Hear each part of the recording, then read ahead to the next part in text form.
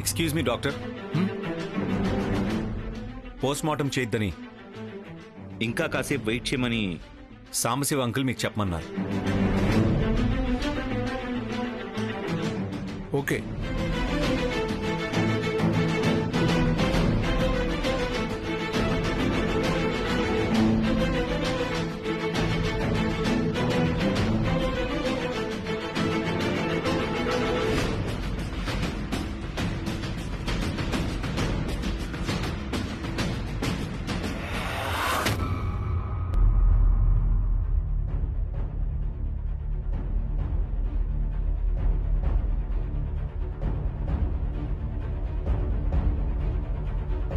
నన్ను క్షమించు త్రిశూల్, నన్ను క్షమించు. నా వల్లే నీ ప్రాణం పోయింది. నా చేతులతో నేనే నిన్ను చంపేశాను.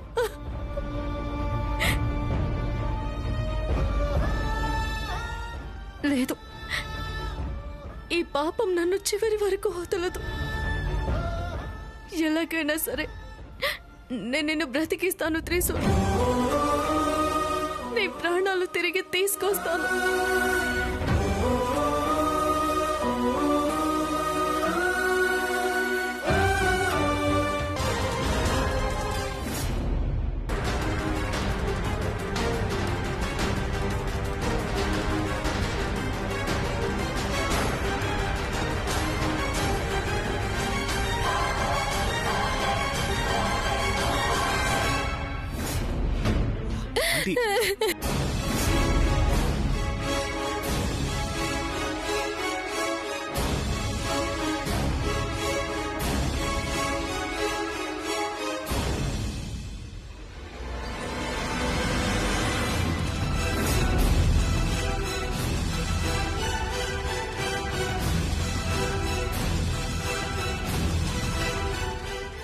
మీరు హాస్పిటల్లో ఆ పాము మళ్ళీ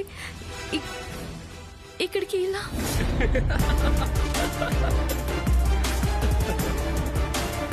అయ్యో దేవుడా, అసలేమైందో చెప్తాను, కొంచెం వినండి. నేను చనిపోయాను అనుకొని హాస్పిటల్లో శవాల మధ్యలోకి తీసుకెళ్లి నన్ను పడుకోబెట్టేశారు. నేను నిద్రలో నుంచి లేచి చూశాను. అక్కడ చూసేసరికి నా చుట్టూ అన్ని శవాలే. ఎంత భయపడ్డానో తెలుసా? గడ్డ గడ్డ గడ్డ గడ్డ వణికిపోయిందండి. నా గుండె డబడబ కొట్టేసుకుంది. అబ్బా, హార్ట్ అటాక్ రావడం ఒక్కటే తక్కువ అనుకోండి. ఆ తర్వాత అక్కడి నుంచి నేను పారిపోయి వచ్చేసానా, అది సంగతి. పోనీలేండి, అంత సర్దుకుంది కదా, నో ప్రాబ్లం. అంటే హాస్పిటల్ నుండి తిన్నగా ఇక్కడికే వస్తున్నారా? నేను హాస్పిటల్లో లేచిన తర్వాత తిన్నగా ఇక్కడికే ల్యాండింగ్. ఇంటికి ఎందుకు వెళ్ళలేదు? నేను హాస్పిటల్లో పడుకున్నప్పుడు మీరు నన్ను చూడ్డానికి వచ్చారు కదా. నేనా? లేదే.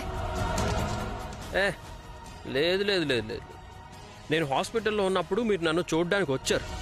నేను మిమ్మల్ని చావనివ్వను, ఎలాగైనా కాపాడుతాను అని ఏదోదో అన్నారు.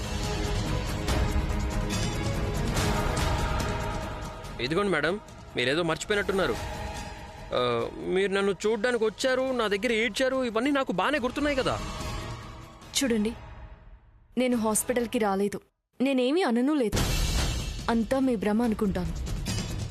విషయం తెలిసింది, కానీ ఏ హాస్పిటల్లో నాకు తెలియదు కదా, అందుకే రాలేకపోయాను. క్షమించండి.